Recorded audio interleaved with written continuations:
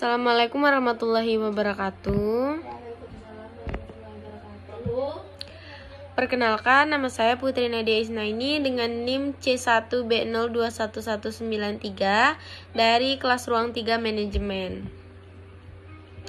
Di sini saya akan mempresentasikan hasil PowerPoint saya yang berjudul Mempraktikkan Jurnal Penyesuaian dan Neraca Lajur serta Jurnal Penutup Perusahaan Jasa.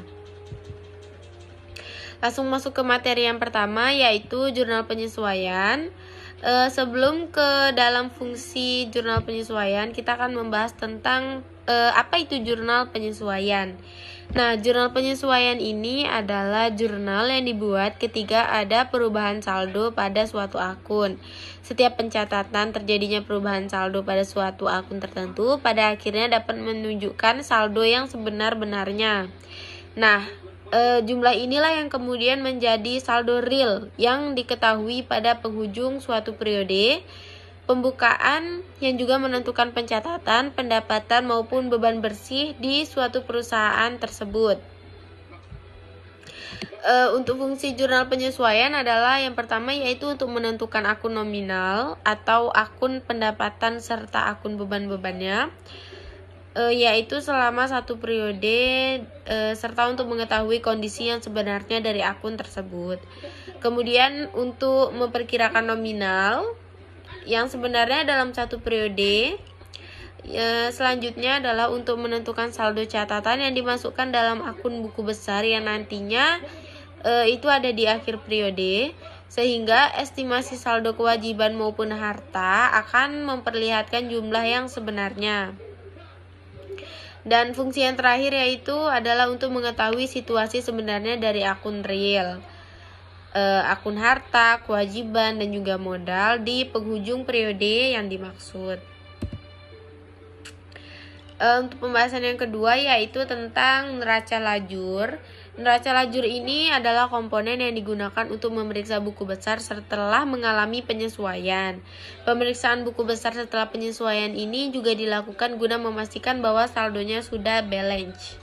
Tujuan dari penyusunan neraca lajur ini yaitu yang pertama adalah untuk memudahkan penyusunan laporan keuangan.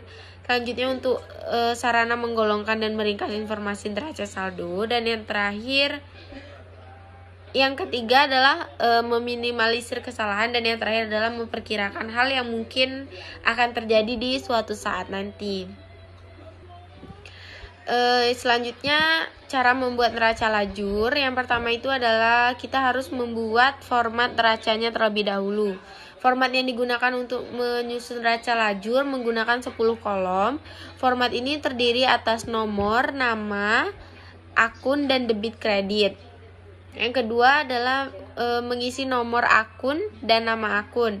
Pengisian ini harus dilakukan mulai dari nomor akun terkecil hingga nomor akun yang terbesar. Selanjutnya adalah mengisi kolom jurnal penyesuaian. Data yang diisikan di dalam kolom penyesuaian berasal dari transaksi penyesuaian yang terjadi di dalam akhir periode. Selanjutnya menambahkan nominal pada neraca saldo setelah penyesuaian. Pada saat menambahkan nominal neraca saldo setelah penyesuaian ini, tidak semua akun akan mengalami perubahan. Saldo akun yang mengalami perubahan hanya berkaitan pada transaksi dalam jurnal penyesuaiannya saja. Yang terakhir adalah mengisi kolom neraca dan laba rugi. Jenis akun yang dimasukkan ke dalam laporan laba rugi adalah akun real. Saldo dari akun tersebut diperoleh dari nominal secara yang sudah disesuaikan. Yang terakhir adalah jurnal penutup. Tujuan dan fungsi pembuatan jurnal penutup itu ada 6. Yang pertama yaitu untuk menutup saldo yang terdapat pada semua perkiraan sementara sehingga perkiraan tersebut menjadi 0. Selanjutnya adalah agar saldo akun mudah menunjukkan jumlah yang sesuai dengan keadaan pada akhir periode, sehingga saldo akun modal akan sama dengan jumlah modal akhir yang dilaporkan ke neraca. Selanjutnya adalah memisahkan transaksi akun pendapatan dan beban agar tidak bercampur dengan jumlah nominal dari pendapatan dan beban pada tahun selanjutnya. Selanjutnya adalah untuk menyajikan neraca awal periode berikutnya setelah dilakukan penutupan buku yang sebelumnya. Selanjutnya adalah mempermudah ketika dilaksanakannya pemeriksaan, karena telah dilakukan pemeriksaan transaksi yang terjadi antara periode sekarang dengan transaksi pada periode akuntansi selanjutnya atau yang akan datang. Yang terakhir adalah untuk menyajikan informasi keuangan yang sebenarnya atau real. Untuk ketentuan akun dalam penentuan jurnal penutup, ada 4, yaitu yang pertama ada akun pendapatan. Terdapat 2 jenis akun pendapatan, yaitu pendapatan usaha dan pendapatan di luar usaha. Yang kedua ada akun beban. Nah, akun beban juga memiliki 2 jenis akun beban, yaitu beban usaha. Beban usaha ini beban yang merupakan pengorbanan langsung untuk kegiatan usaha dan beban lain yang merupakan beban yang tidak ada hubungannya dengan kegiatan usaha. Selanjutnya ada ikhtisar laba atau rugi. Di sini ada 2 kondisi yang bisa terjadi. Laba yaitu pendapatan lebih besar dari beban, atau rugi yaitu pendapatan lebih kecil daripada beban. Untuk yang terakhir adalah akun prive. Menutup akun prive atau penarikan modal oleh pemilik biasanya itu hanya terjadi pada perusahaan yang berskala kecil saja. Caranya adalah dengan memindahkan akun privat ke akun modal.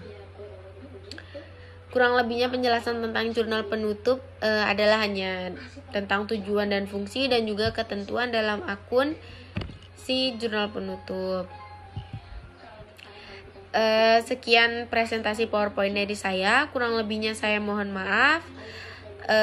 Memang di dalam PowerPoint ini masih banyak terdapat kesalahan dan kekurangan. Sekian, terima kasih. Wassalamualaikum warahmatullahi wabarakatuh.